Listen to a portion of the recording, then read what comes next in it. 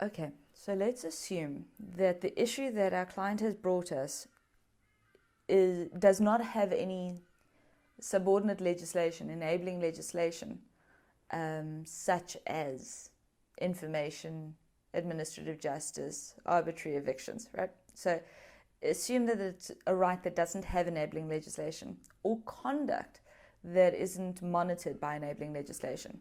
Then we're going to go by way of direct access. This should be avoided, I just need to emphasize, to the extent that it is avoidable.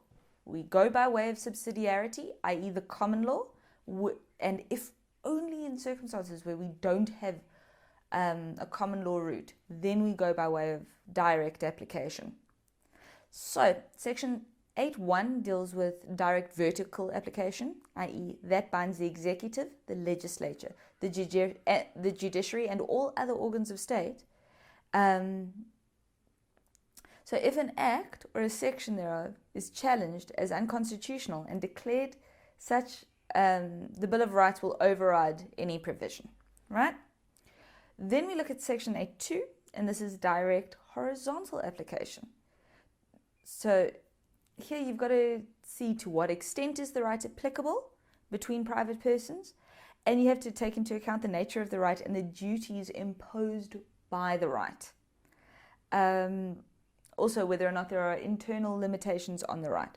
So the Bill of Rights, just please bear in mind, applies to both juristic persons as well as private individuals. But it applies to juristic persons only to the extent that it is actually possible to be applicable.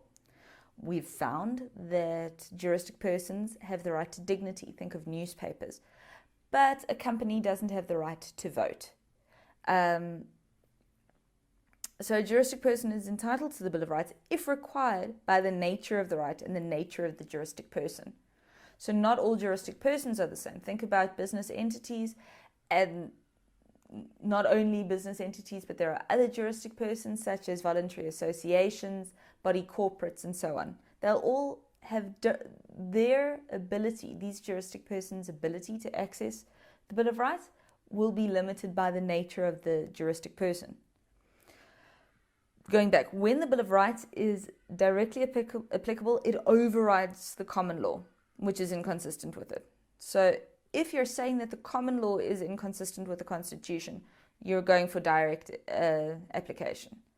If you're saying that legislation is inconsistent with the Bill of Rights, you're going for direct application.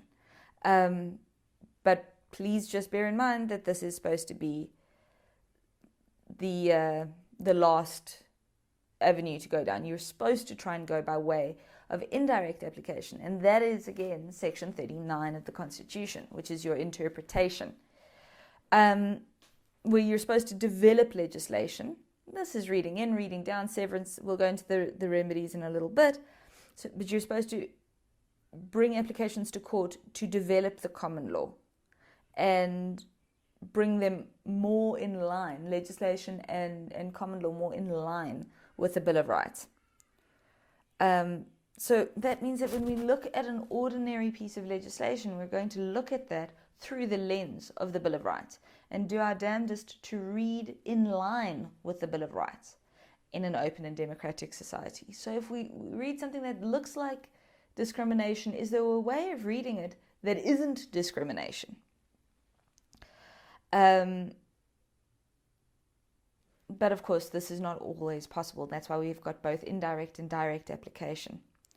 Going back to subsidiarity, just remember that there are so many types of enabling legislation for different rights.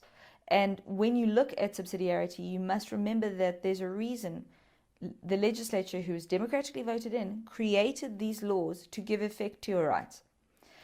There have been cases where these bits and bobs of legislation have been challenged themselves. That is not impossible. So you can't say, okay, I'm dealing with subsidiarity, so I must go with a piece of legislation that gives effect to a right. And if you find that enabling legislation is inconsistent with the right, that can be challenged.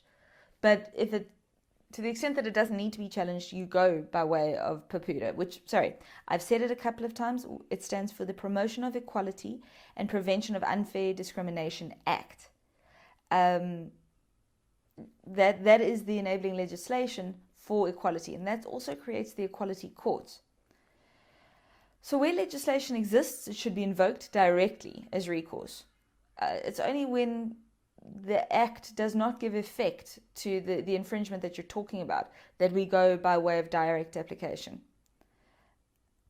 Okay, I want to go into justiciability and standing again. I know I'm repeating these concepts, but I'm repeating them because they are so important, and I want to make sure I haven't missed anything. So what you're going to do in terms of standing is you're going to say, how am I bringing this application? Go back to Section 38 of the Constitution. Are you bringing it on behalf of a class of people? Are you bringing it in your own direct interest? Are you bringing it on behalf of another person who can't bring it on behalf of themselves, such as a minor or a disabled person? Are you bringing it on behalf of the interests of a member group, such as a voluntary association who's affected? Or are you bringing it in terms of the public interest? There is a public interest that this conduct not continue. A recent example is the Helen Suzman Foundation bringing a review of Jacob Zuma's parole, medical parole, as granted by Arthur Fraser. The Helen Suzman Foundation brought that application in the public interest. The Helen Suzman Foundation doesn't have a direct or substantial interest in whether or not Mr. Zuma has parole. They're not affected in terms of their continued existence. If he has parole, but they're bringing it in the public interest. That's just an example of that. On this, although anyone can bring any application in the public interest, when looking at constitutional issues, it's good to have a client that has some sort of interest in a matter. So if you're bringing something in the public interest around education, the best client in that case would be an organization that focuses on education. If you're bringing something in terms of conditions in prison, the best led organization would be an organization that has an interest in prisons in some way. So you can show the court that this is not a flight of fancy, but the organization is deeply concerned with a particular interest, a particular matter. That's why you don't generally see organizations that focus on children being organizations that bring litigation around voter rights. The interests are somewhat aligned. It is something that you want to show the court. So, in other words, the applicant needs to be the appropriate juristic or natural person to bring this application. There's always going to be an exception to the rule, and the Glenister decisions are those exceptions where a businessman didn't like what the government was doing with the Hawks and disbanding them, and so brought constitutional court applications to challenge the minister's decision to disband the Hawks. Mr. Glenister is not a civil society organization. He was, in his personal capacity, bringing a matter in the public interest. It is more rare, and it's becoming more rare that sort of thing would happen. But this Section 38 is groundbreaking in South African law, because once upon a time you could only bring an application in your own interest. There was none of this public interest litigation stuff. That was new, and that is really amazing and very forward-thinking of CODESA, because what it did was it opened up the state to a lot more litigation, which in turn means that it opened up the state to a lot more checks and balances than we had before. So you need, as I said, you do need some form of sufficient interest to bring public interest litigation. So the organization does need some tangential interest, unless they're acting in their own interest. Unless they've got a direct and substantial interest in these cases, does mean that somebody lost money, somebody's freedom's on the line, they will be personally affected in some way.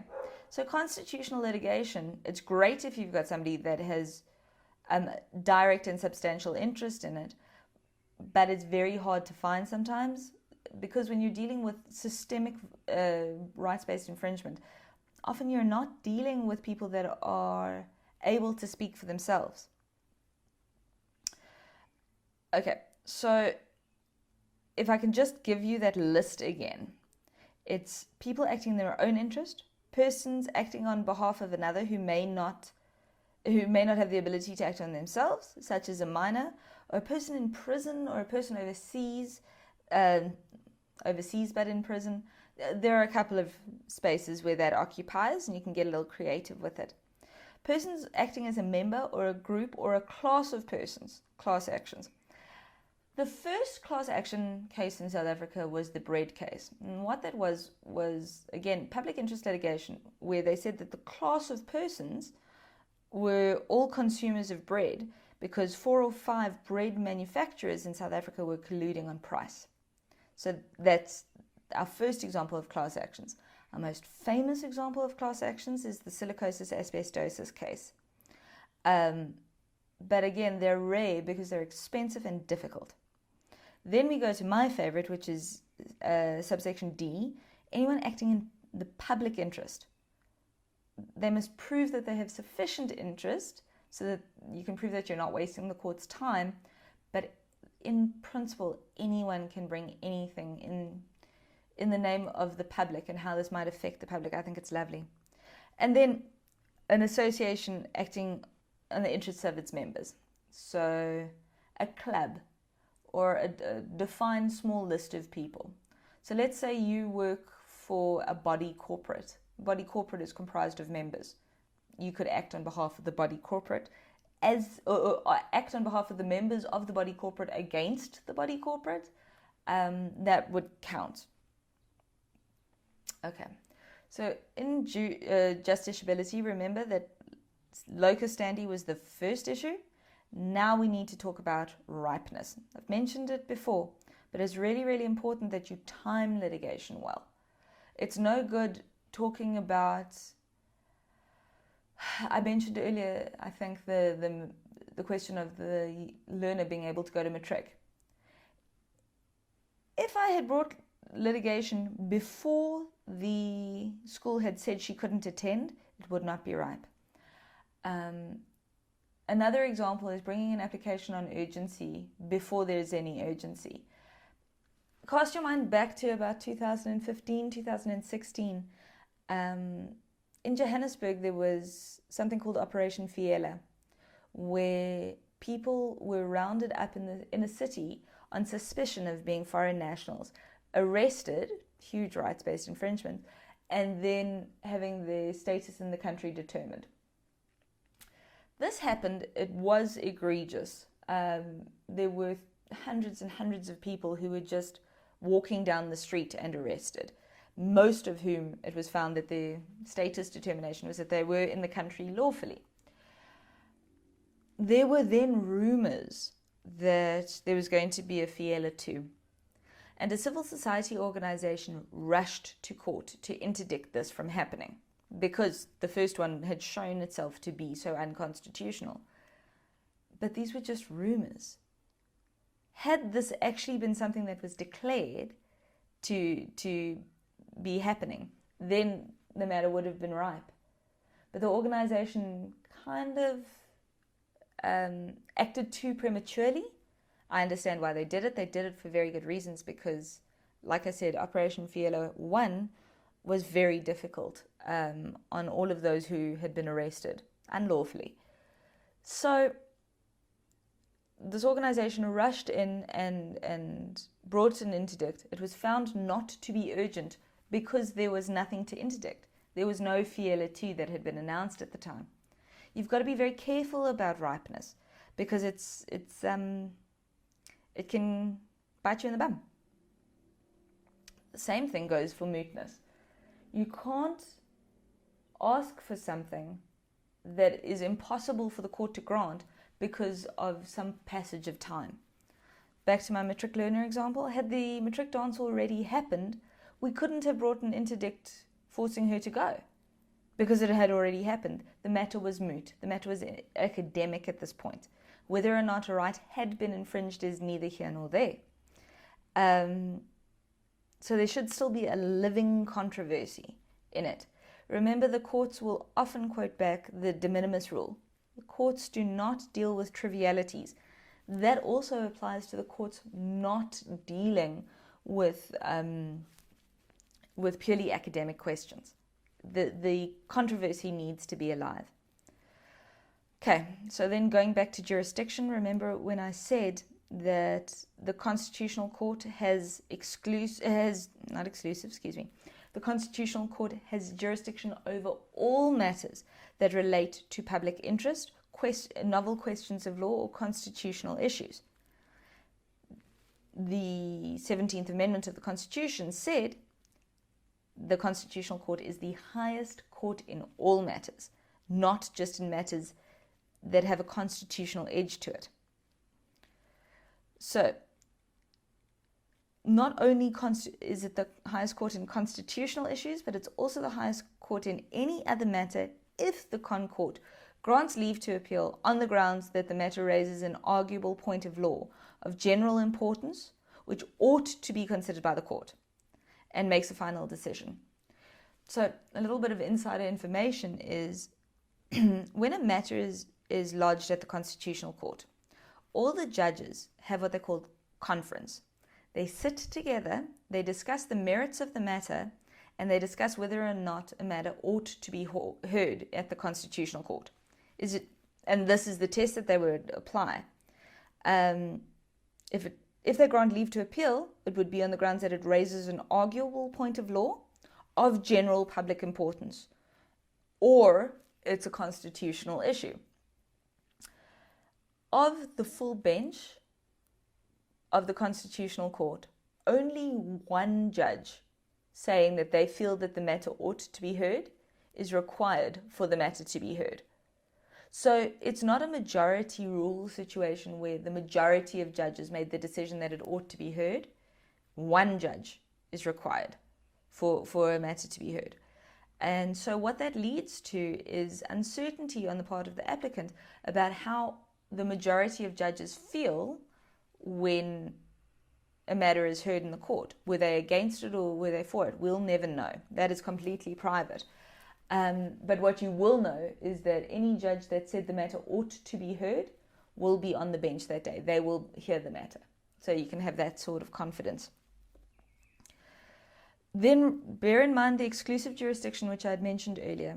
Exclusive jurisdiction is section 167.4, and these are disputes of organs of state, constitutionality of parliamentary or provincial bills, then matters relating to section 80 or 122 of the Constitution, the constitutionality of the amendment of the Constitution, and whether or not the executive or the legislature had failed in their duty in terms of the Constitution.